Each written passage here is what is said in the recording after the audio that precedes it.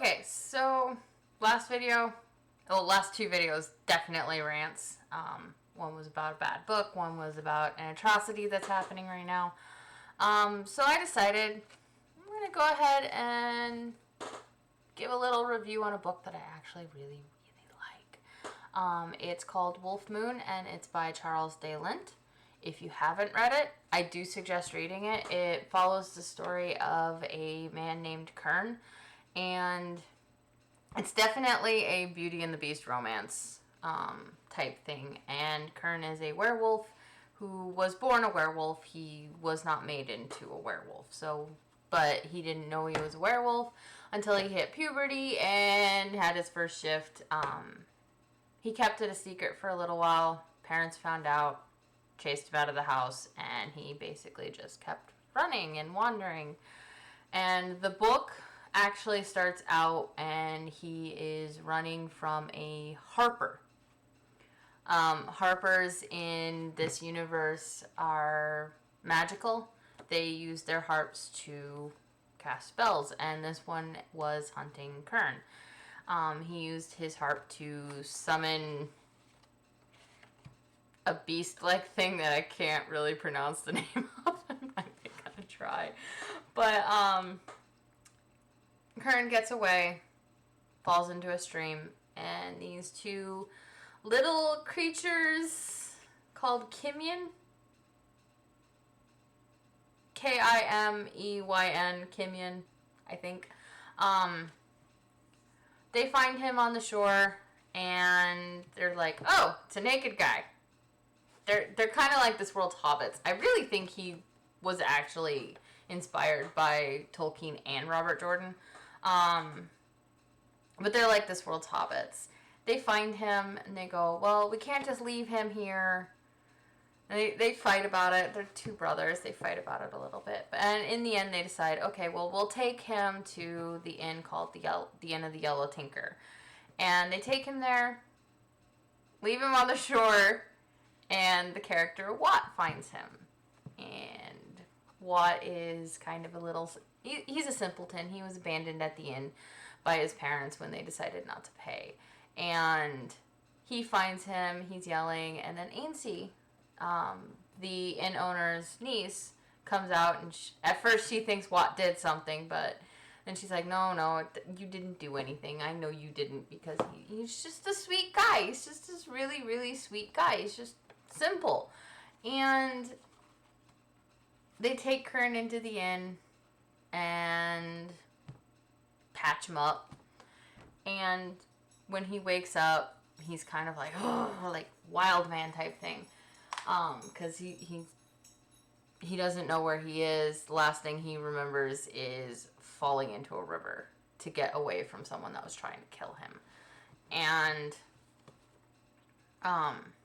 this is also when you meet the characters Fionn and Tolly. They are cousins. Fion's kind of the flirt. She's a really attractive girl, flirty. Most of the characters in this aren't described as super attractive people. Fion's the only one at the inn that's described as very attractive, and she's a flirt, and she flirts in a way where she doesn't offer anything that she's not willing to give. But besides that, like, honestly, if she was a nice guy, I would see her totally as a green. She's a badass lady in this book. And then it follows Kern staying with them, basically falling in love with everybody, but especially Ainsley. And there's a party at another inn, and Fionn, Tolly, and Watt go to the party while Ainsley and Kern stay back at the inn because they're waiting for the return of Ainsley's uncle, Tom Tim, because he's running late. They haven't seen him. And while they're waiting, a stranger comes, and he's just on his way. So he stays at the inn for the night, and he tells him, "Oh yeah, I saw a tinker's wagon up the road." And they're kind of confused, like, why didn't he just continue on home so he could sleep at home instead of on the side of the road?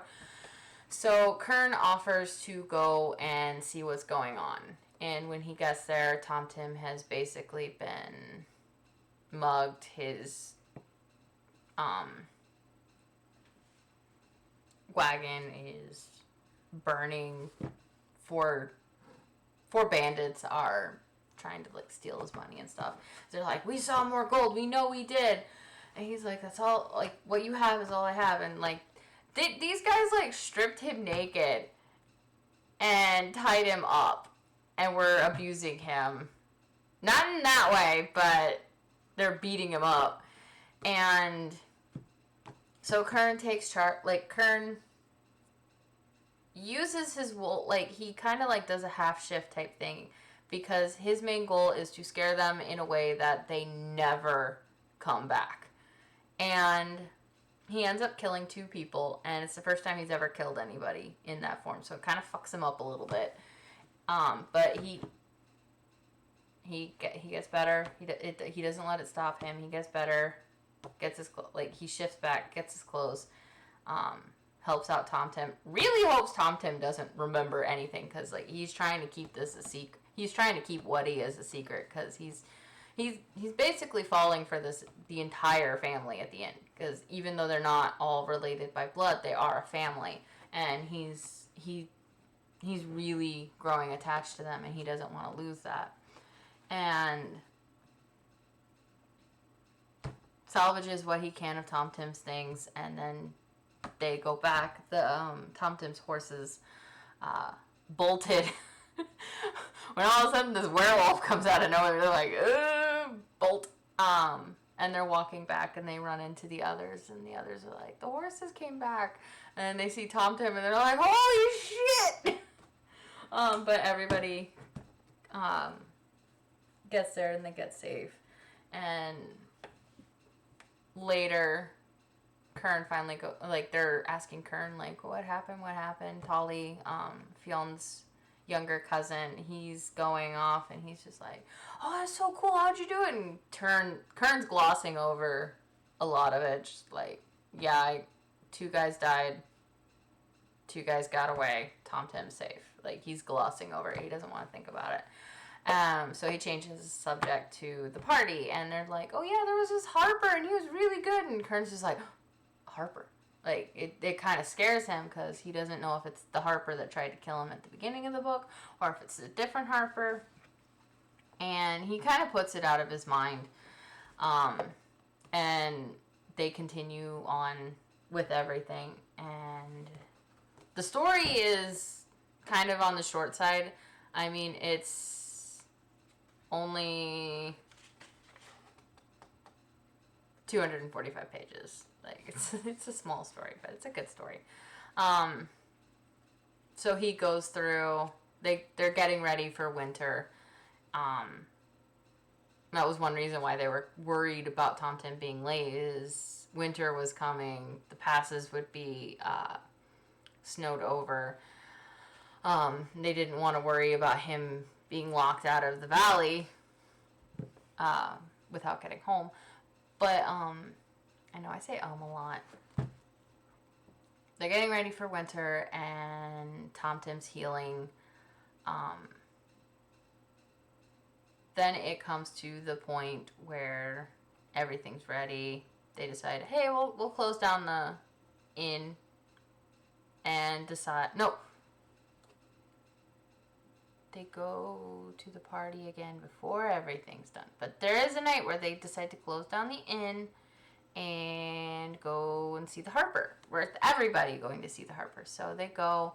Kern's kind of nervous, but as the night goes on and he doesn't see the Harper, he starts relaxing. He's having fun with his new family, or the people he wants to be a family with. And then the Harper comes out and he recognizes him and he's like, oh shit. But then he remembers the Harper never saw him in his human form. He only saw him in his wolf form. And he's like, okay, well, hopefully he doesn't recognize me. And they leave. They continue getting everything ready for winter. weeks go by and nothing happens. So he's like, okay, maybe I don't think he recognized me. And then all of a sudden, it's late one night, and him and Ainsley are in their room because like things have progressed between them, and he wakes up and he's hearing harping, and he's like, oh, that's not good, because it terrifies him, and the next day, Tolly and Watt had went to go do an errand or whatever, and they're like, oh, someone got murdered, because when they saw Harper told the story of a werewolf, and now someone's murdered by wolves. Well, they're blaming wolves, but it was you'll have to read the book for sure. And they're like, oh shit, and they go to the farm, pay their respects. Kern tries to like see if he can scent anything out.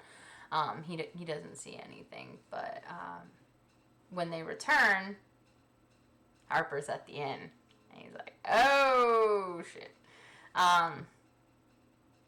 And then Harper basically starts being a jerk to all of them, and well, he's not really being a jerk. He's being really sweet to everybody else, but Kern knows who he is, and there's tension between them. And Ainsley's just like, why are you being such a jerk to him? Why are you being such a jerk to him? And he's just like, but she's like fawning all over him, and Harper's encouraging it because Ainsley is Kern's, and he just wants to hurt Kern. Like, there's no sappy backstory for the Harper. It's just, he's just a bad guy, wants to kill wolves. Like, he just really hates wolves. There's no rhyme or reason to it. And he especially hates werewolves. So he does that. Kern and Ainsley kind of have their little fight, and Kern's just like, I'm going to go sleep in the barn with Watt and the animals. Oh yeah, Watt sleeps in the barn. It's not because he's simple. They could probably make the argument that it is. He just really loves his animals and would rather sleep with them than in the inn. But if he ever decided, hey, I would like an actual room in the inn, everybody at the inn would be more than happy to accommodate it. So don't think that Watt is in the barn because of that. But Kern goes, no, I'm going to sleep in the barn with Watt and the animals. And he hears harping that night. And he's woken up by everybody kind of being jerks. And he's accused of murder. And then Harper forces him to shapeshift in front of them, and he runs off. So it was, and then later, the Harper basically seduces Ainsley. Fion's in the kitchen, and she's a very strong-willed woman, and she kind of breaks free of the spell that he's been putting on everybody at the inn, and the Harper notices. The Harper tries to like put her back under the spell, but she resists. That's why, if like this was in like Wheel of Time universe, she would definitely be an Aja, she would definitely be an Aes Sedai, and she would definitely be Green Aja. No doubt about that. But she manages to stay free of the spell, and she's trying to like, so she decides to try to free everybody else on the sly. Doesn't really work out that well, but at the same time, Kern can't resist coming back and seeing what's going on. And when he comes back, he can kind of sense, like, use like a sixth sense to sense magic. And when he comes back and he sees everybody around the table all fawning all over the Harper, the one that's closest to him is Fionn. So when he tries to scent her for magic, he doesn't sense any magic on her. And it makes him think that everybody at the table instantly is on the Harper side. They believe the Harper on everything. And so Kern runs away again because he thinks like they believe that he's a murderer, and the Harper didn't have to use spells. So he runs away, and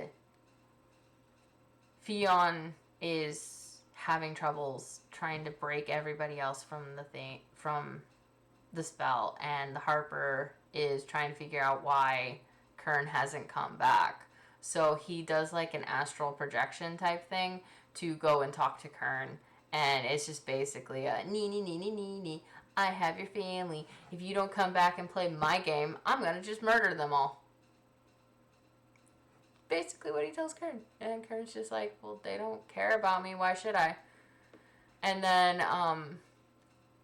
to get Kern to play his game, the Harper puts a suggestion in Fionn's mind on where to go to find Kern.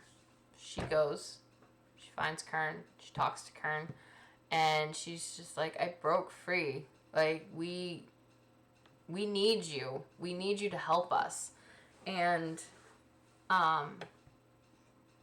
she's trying, and she's just like, are you really what he says? And Kern goes, yeah, I am a werewolf.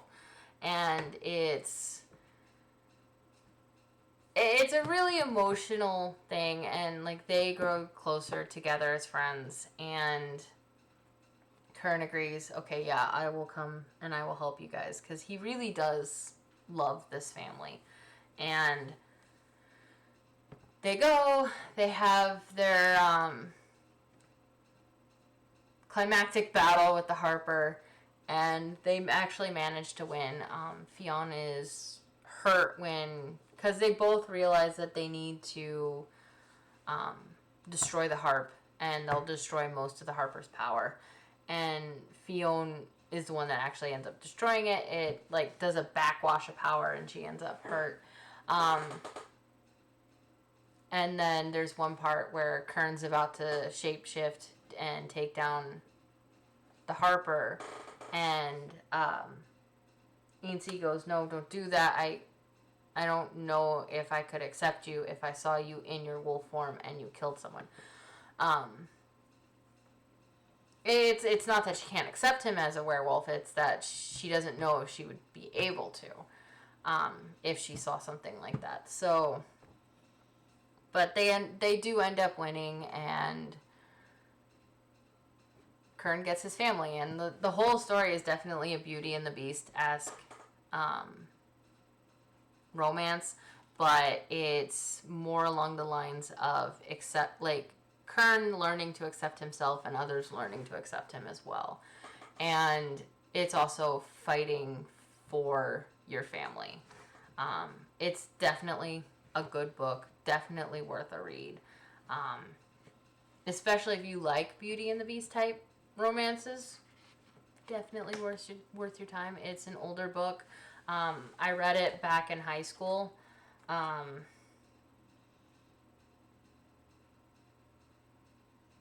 Copyright 2004. I don't know if that's when it actually first came out. But yeah, after reading Into the Mist and kind of getting a glimpse of some other books that I read as a high schooler that I really, really enjoyed, it's kind of nice to reread a book that I read in high school and be like, yeah, this was a good book. I liked this book. But yeah, definitely Wolf Moon by Charles de Lint. If you haven't read it before, definitely worth a good read.